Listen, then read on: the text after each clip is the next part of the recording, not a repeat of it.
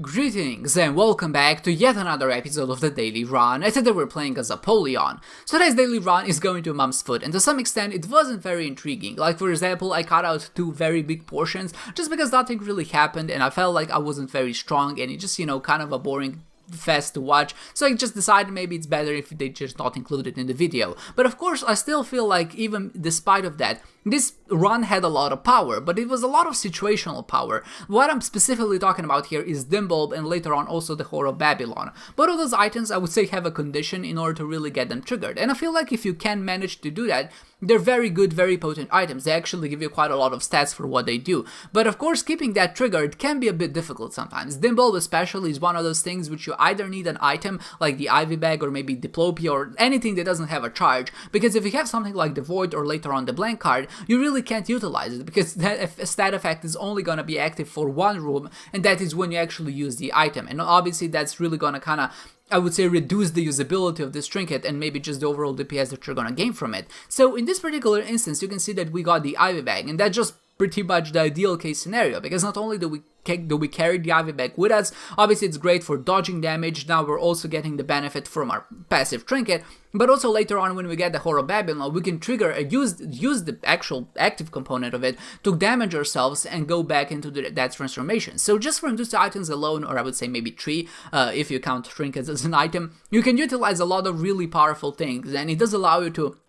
just, I would say, stay on top of things. And if you can just kind of, I would say, juggle all of these trees together and not really let go of this particular combo, then you're pretty much in for a very easy run. And I know a lot of people said that this was a very strong run, and I'm not sure if they were referring to actually going to Mom's Foot and of course trying to do boss rush, because I found it to be quite difficult, because at a certain point you find a blank card and you also found a blank rune, and obviously you want to keep that combo just so you can actually try and get some AWAS runes. And obviously when you're doing boss rush, you're going to be getting 2 charges per wave, and eventually, if luck will have it to some extent, you're gonna get an AWAS rune, you're gonna be able to go to the next floor, and hopefully you can repeat the same process on Womb 1 and then of course on Womb 2 as well to get the Shoal, and hopefully there's a sacrifice room at a certain point. If you kind of counter all of those things in, I really feel like it wasn't a very good run. Like, it was good from the perspective that we did find those items, but besides that, we didn't really get any damage upgrades. I think the only damage upgrade I've gotten was the one I got from sucking up a passive item with a Void, so we were actually at 4.5 damage for the longest duration. And at this point you can obviously see me picking up health upgrades, because I want to have red health so I can utilize the Ivy Bag. I didn't even think that there would be a certain point where I would have to replace it, and of course if I knew that, I could have intentionally kind of let myself be at only half of a red health, and that would allow me to kind of at least keep the Whore of Babylon transformation. But even beyond that, I would say it didn't really, you can't really plan for the future in this way, right? I cannot guarantee that I'm gonna get the shovel or the blank card, so I just need to do what feels right in the moment.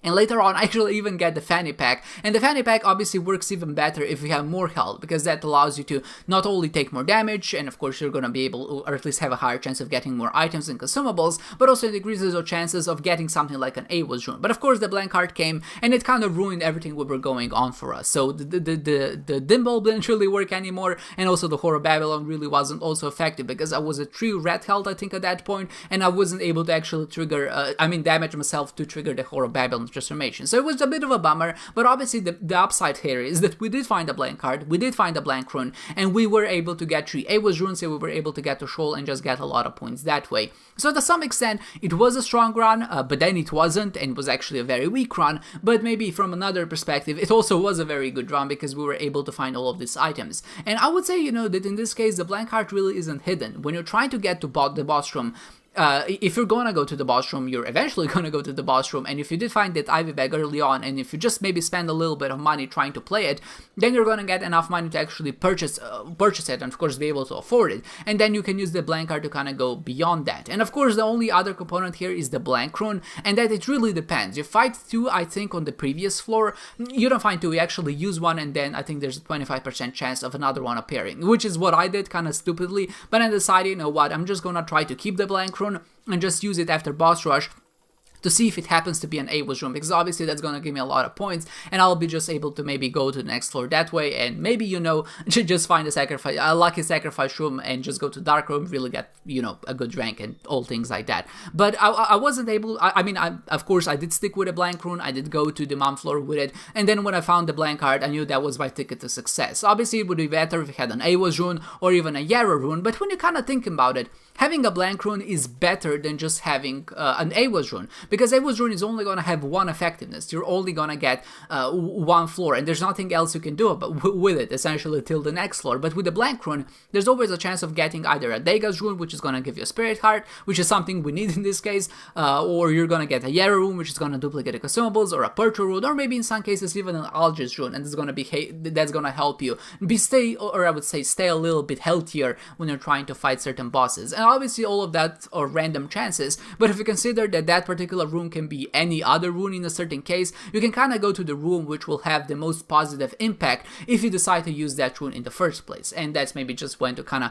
I would say, go about it and just try to maximize the effectiveness of a particular rune. But of course, as I was going on through here, I did pick up a Degas rune, mainly because I want to have a more reliable way of actually getting spirit cards. So if I do ever go to a sacrifice room, I can then play it. Of course, I can go back, I can use my blank card, I can use a Degas rune, just stay a little bit healthier, and I hope, maybe that this is going to be enough health to actually warrant going to the dark room. Sadly, or unluckily, to some extent, there wasn't a sacrifice room on this floor, so we weren't able to go forward. But because we did get Guppy at a certain point, I wasn't too worried about my run anymore. Obviously, at a certain point, I only did have 4.5 damage, which was relatively not enough to kind of deal with its enemies. But with Guppy, and of course having penetrative shots, we're spawning a ton of flies, we're shooting really fast, and that's just kind of enabling us to really deal a lot of damage to these enemies, which I think we would have otherwise struggled. So we pick up the trophy, and we finished the run in the 14th place, which is like top 10, I think, in the end. You obviously always have to consider the cheaters. Our item penalty, I would say, is a bit on the high side, but that's obviously a bit part due to 9 cat, because it counts as 9 items, but also I think Hello Flies counts as 2 items. So we have a lot more items than maybe it seems that we picked up throughout the run, and obviously to some extent our exploration bonus could have been a little bit better. I was kind of rushing at a certain point, trying to get to boss rush, but other than that, I think we did pretty well. We got a lot of Shrek, we got a lot of coins, we got a lot of bombs, and in the end, I think we played relatively well for how weak the run was, and we were able to find that seam that allowed us to go to the end. So with that said, I hope you enjoyed this one, guys, and I hope to see you next time.